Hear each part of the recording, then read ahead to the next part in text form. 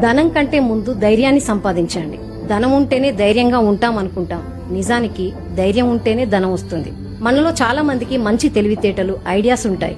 కానీ first step వేయడానికే వెనకాడతాం. ఎందుకంటే మనం ధనాన్ని ఎక్కువగా, ధైర్యాన్ని తక్కువగా చూస్తాం. ఏదైనా బిజినెస్ స్టార్ట్ చేయాలంటే క్యాపిటల్ అమౌంట్ ఉండాలి అంటాం. డబ్బుంటే ఇప్పుడు రిస్క్ అవసరమా, ఒకవేళ ఫెయిల్ అయితే అని భయపడతాం. Dhirubhai Ambani petroleum company start చేసేటప్పుడు తన దగ్గర కూడా సరిపడే అమౌంట్ లేదు.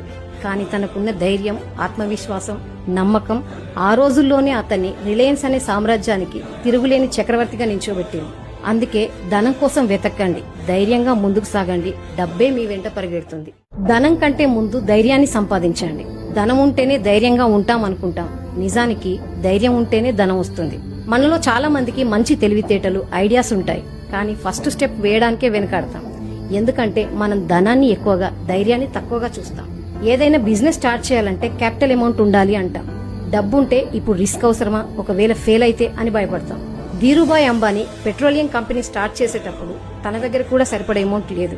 కానీ తనకున్న ధైర్యం, ఆత్మవిశ్వాసం, నమ్మకం ఆ రోజుల్లోనే అతన్ని రిలయన్స్ అనే సామ్రాజ్యానికి తిరుగులేని చక్రవర్తిగా నిల్చోబెట్టింది. అందుకే ధనం కోసం వెతక్కండి, ధైర్యంగా ముందుకు సాగండి, డబ్బే మీ వెంట పరిగెడుతుంది.